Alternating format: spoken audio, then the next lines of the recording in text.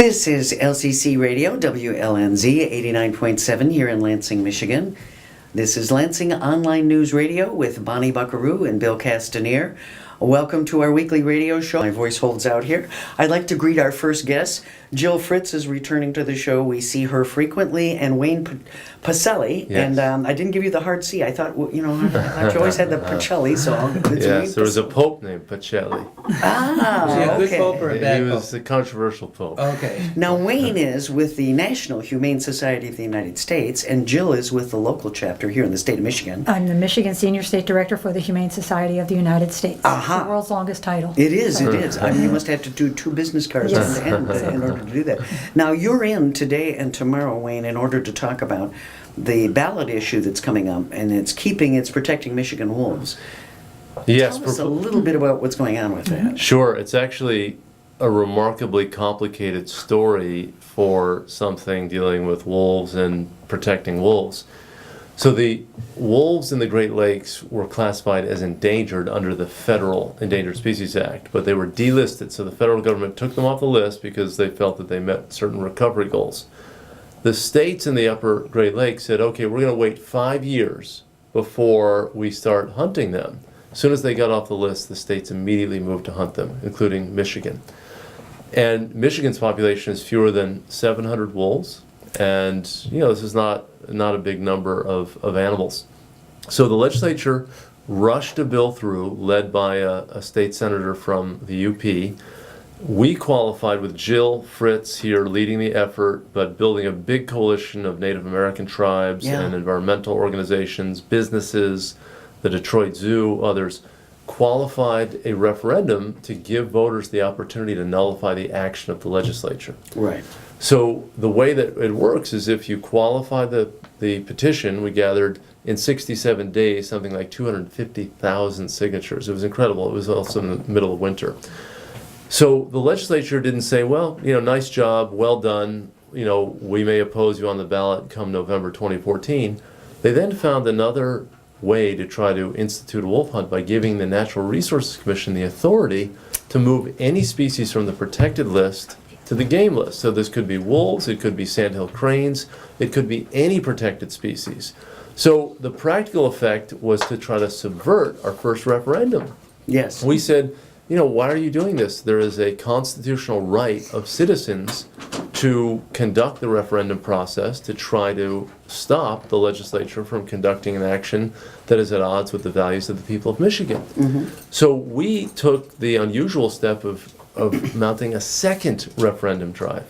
We qualified that, gathered another 225,000 signatures to nullify the second maneuver by the lawmakers, which was to give the NRC, the Natural Resources Commission, the authority to open up a season for any protected species. So there are 2 ballot proposals. Proposal 1 and Both of them Proposal are 2. yours. Yes. The first one would nullify the actions that you feared were going to happen as they quickly moved to hunt. Now they've come back with, knowing what you were going to do, they put another strategy out there. You're going to nullify that. Did they do the trick in that second bill where they added some funding budget issues so that it supposedly can't be rescinded by a referendum? Well, yeah, in the original language of that second bill, they had included an appropriation, which prevents it, but they took it out eventually. However, once Senator Casperson knew that we would also overturn his second bill at the ballot box, he enlisted the hunting and trapping lobby groups to take the language of that second bill, allowing the NRC to designate game, repackage it as a citizens' initiative, recirculate it, get more signatures for it, and then hand it back to the legislature for repassage.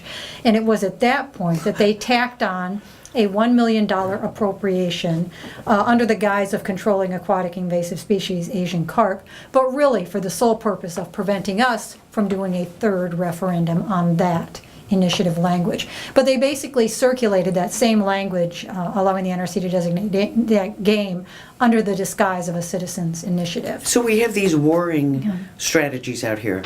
Does their final move therefore nullify anything that you do? Or will it simply end up as a giant court case with some courts trying to sort out which one should prevail? Yeah, I think we've got 2 issues on the ballot. We really want to urge voters to vote no on Proposal 1 and no on Proposal 2. Those so the proper vote to right. stop wolf hunting would be no. Right, Correct. exactly. And to stop ceding authority to this unelected group of political appointees for whom we have no accountability or no oversight for. If the lawmakers do something that's adverse, there is a mechanism to do a referendum. Right. If the Natural Resource Commission does something adverse, there's no recourse whatsoever. Right, that's So an agency rule then? it's really just a bunch of political appointees. I mean, they're just, they work, they're tied to the DNR, the Department of Natural Resources, but they're political appointees. They don't have to have any special expertise in wildlife. So we want, the first order of the day is to get folks to vote no on Proposal 1 and no on 2. Now in March, that initiative measure that Jill mentioned, that really is Proposal 2 with this Asian carp provision added and also giving hunting licenses away to veterans. We think that clearly violates the state's rule, the constitutional rule that a measure, a bill in the legislature or an initiative has to be a single subject. You can't say, okay, I'm going to have a controversial issue like ceding all authority to the NRC over all wildlife issues, and then tack on some very popular measures like dealing with the Asian carp. I mean, we agree that the Asian carp should be controlled, but why is it tacked onto that? So we think it's clearly a violation of the single subject rule. Have any other states attempted to do this in the same manner? In terms of an aggregation of... Right, what Michigan particularly did, going to the Keep coming at you with all these. NRC and doing it. Well, kind of going Michigan- around the popular vote. Yeah. Michigan is unique in the Great Lakes states in that we have the option of citizen referendum and initiative. Minnesota and Wisconsin, the other two states with wolves, do not have that option. So once the legislature passes a bill, they're stuck with it. But- The citizens can't overturn it. But more broadly, the Humane Society of the United States has done ballot measures on eliminating cockfighting. We've stopped captive hunting where people shoot animals in fenced enclosures. We've stopped extreme confinement of farm animals on these industrialized factory farms. And we've had maneuvers to try to overturn some of those ballot measures, but never have we seen such brazen disregard for the voters' authority, rights, and we've never seen 3 of the same issues passed to subvert public votes on this issue. I mean, that's what they're trying to do, is disempower the people, take their voting rights away. Elected officials are given that authority through the state constitution. They are vested by the state with this power of representative government, but there's also this provision to give citizens the right to decide issues. And if the public says we want to question the right of the lawmakers to enact this measure, there should be a vote on it, and you shouldn't have this monkeying around and this second and third attempt to stop people from exercising the franchise. Do you have any idea why there's such intensity on this? Is it a specific group? Who's funding it? What's going on? Well, I think Senator Casperson is a zealot on this issue, and MLive did a whole series that basically said that they fabricated and exaggerated the case against wolves. They made claims that wolves were stalking kids in nursery schools. Right. There were more than half of the incidents in Michigan involving wolves and livestock occurred on a single farm in the far western part of the UP. The farmer was baiting wolves with deer parts and cow parts, and then claiming, oh, the wolves are coming onto my property. The state actually remunerated him. They gave him money for the damage to his livestock, even though he invited the wolves on. And then they also gave him guard animals like donkeys and burros to ward off the animals. He starved them and was convicted of cruelty. He pled guilty to animal cruelty.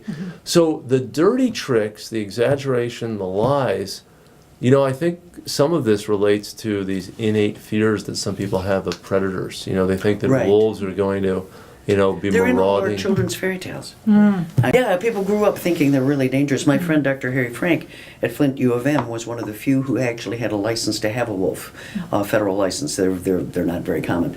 And this was many years ago. And he said that he could find no documented case of an attack on a human by a wolf in North America. Very, very few indeed. Very, very few indeed. Wolves stay away from us. Wolves also have a great ecological and economic benefit. We've learned this when they were restored to Yellowstone National Park. Visitation to Yellowstone increased because people wanted to see wolves. Yeah. You also saw this cascade ecological effect that they They curbed the excesses of the elk population that had been overbrowsing the vegetative community, the forest, which had impacts on birds. It affected stream flow.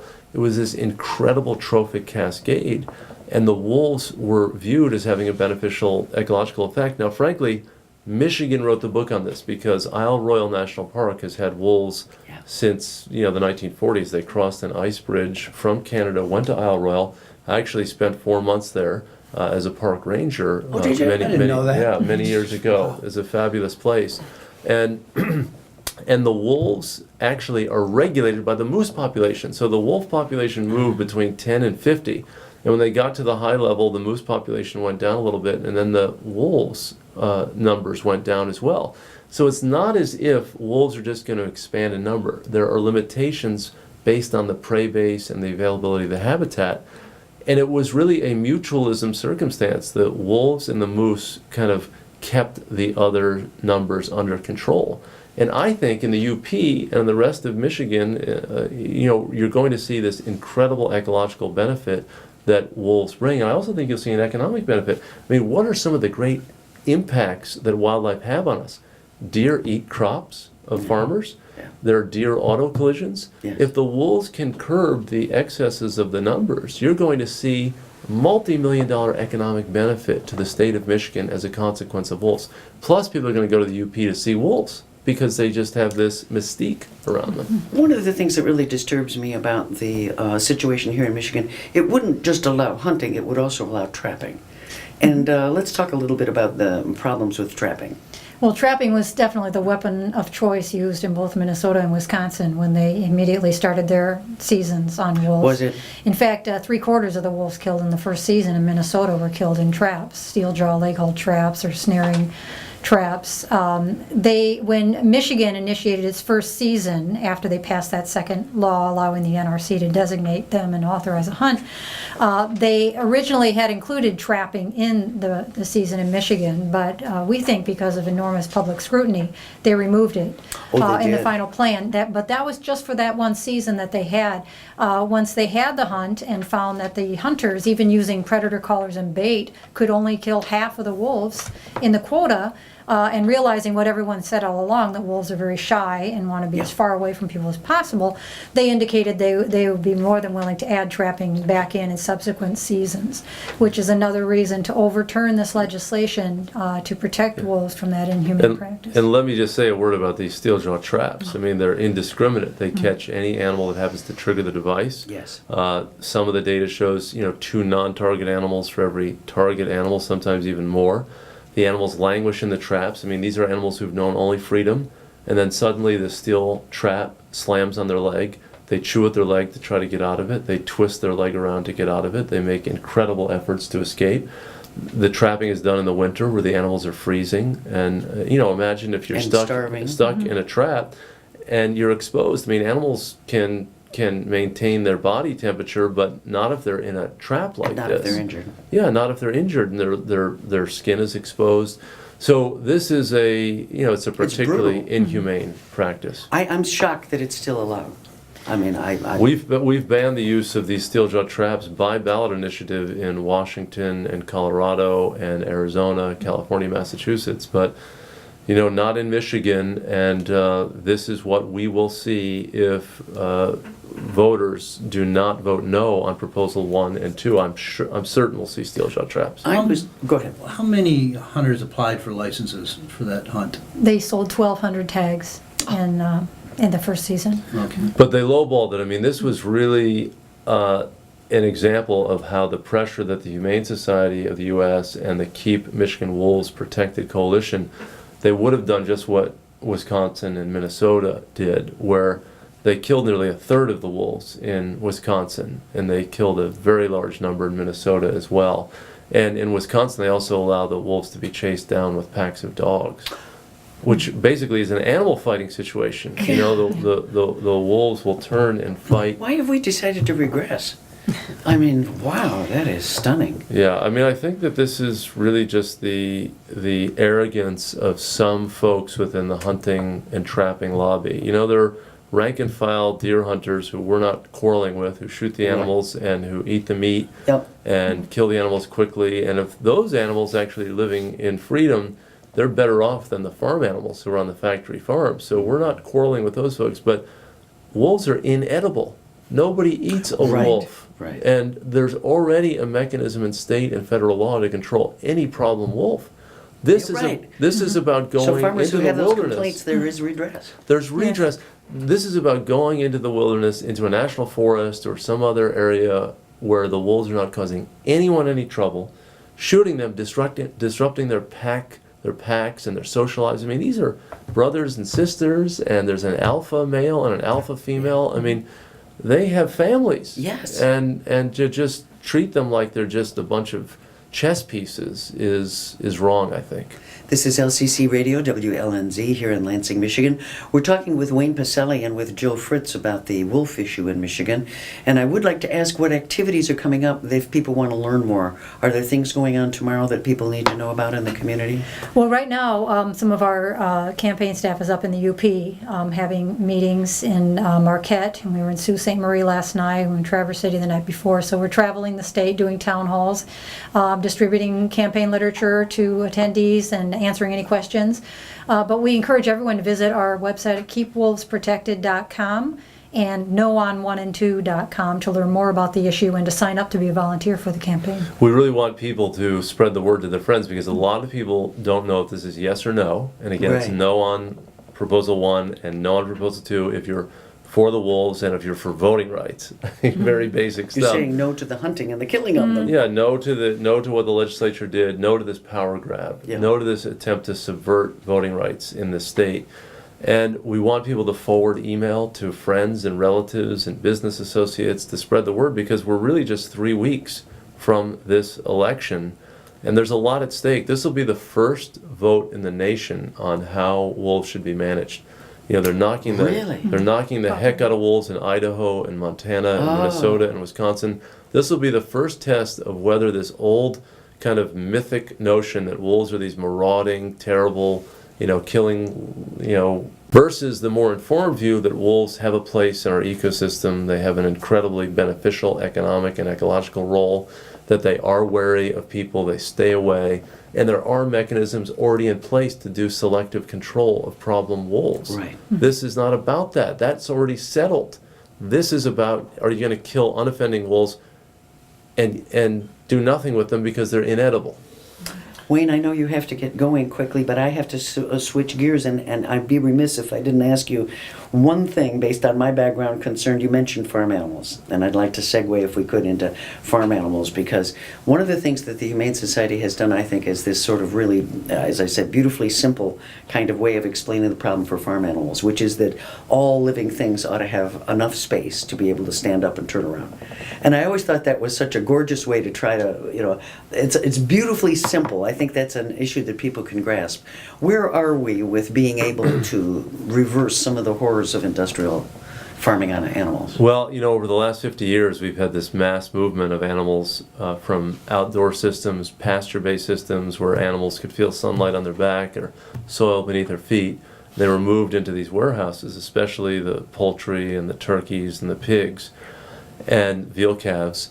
And the animals within those warehouses are sometimes confined in cages or crates barely larger than their bodies, the egg-laying hens. I've been in those facilities. Yeah. And I think it's really, it's not about animal husbandry, where the farmer has an ethic of caring for the animals. And the animals are going to be slaughtered, they're going to be used for food, but they're treated with decency and respect. That's the notion of husbandry and care and stewardship. And some of these industrial farms, they're meat, milk, and egg producing machines. The ratio of people to animals is so lopsided that there is no individual care. No. We investigate these places and there are dead animals entombed in some of these battery cages where the hens are. So I think we're making progress across the board. A number of states, including Michigan, have passed laws to stop the intensive confinement of animals on these factory farms. And we have actually reached agreement with some members of the egg industry to transition away from these intensive confinement systems. 60 of the biggest names in food retail, McDonald's, Burger King, Costco, Kroger, Safeway, Cracker Barrel, big food service providers like Cisco and Aramark have all agreed over time to phase out the purchase of pork from operations that confine the pigs in these tiny gestation crates. Yeah, those are crates the- that are barely larger than the animals' bodies and inhibit them from even turning around.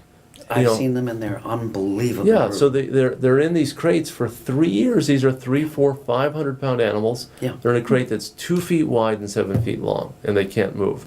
So, you know, you don't have to have a big theory of animal rights to say that animals are equivalent or equal. All you have to have is a little decency. I mean, shouldn't animals built to move be allowed to move? Yeah. It's as basic as it gets. So we're making progress, but you can never relent because now they're trying to pass these ag-gag laws in a number of states Absolutely. To Journalists will be out of business. to forbid video, pictures, Right. to prevent an animal welfare activist from applying for a job at a slaughter plant or a factory farm. Yeah. This is really a recognition on their part that the public doesn't like what they see, so they're trying to cover it up. They're trying to wall them off, and a lot of these facilities are warehouses in rural areas. You don't know who's in there, and without the work of the Humane Society of the United States and others, people wouldn't see what's going on. We see these videos on YouTube and they're absolutely horrifying. I can't watch them anymore. I mean, they're so bad. I've been in the large poultry facilities, in the swine facilities, and that is what I mean. I walked out of that swine facility a vegetarian 35 years ago, and left the field not long thereafter. I mean, it really is a problem, and I think it's unfortunate that the ag leaders have not taken more leadership on this. I think in it's- fact, the backlash toward the Humane Society, they persuaded farmers nationwide that you ought to be prosecuted under the terrorism laws. I've heard that. That you know that you're taking money under false pretenses because you don't have a bunch of dog shelters. That's another big one. I mean, they really go after you. Yeah, it's a multi-million-dollar brand attack against us because we're trying to allow animals to turn around and stand up. I mean, it's as basic as it gets. And agribusiness funds this brand attack against the Humane Society of the U.S. It's false, but we're making progress. And, you know, you can't repress the truth for forever. You know, facts are very difficult things to deny. And the public really cares about animals. You know, we're a pet-loving nation.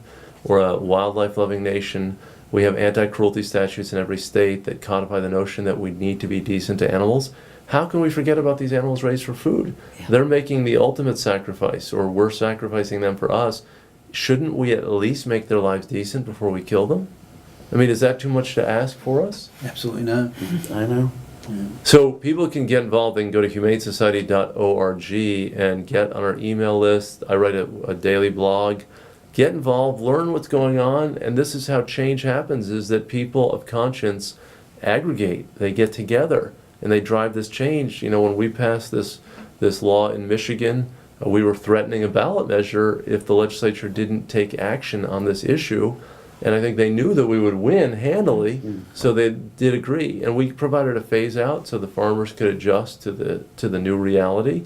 And I think a lot of farmers are getting on board, but there's still this notion, you know, circle the wagons, demonize the Humane Society, and, you know, we're not going to be deterred by it in any way.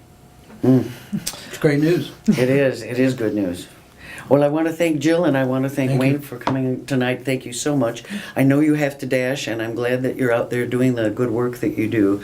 Animals, I think, really appreciate you. I don't know that they don't get to pull that lever in the ballot box, so we got to try to figure out how to get Just get them humans to out. haul. Yeah. Oh, Oh, yes, yes. yes. Thanks for Thank having you us so on. much. Great This to be is with you. wonderful.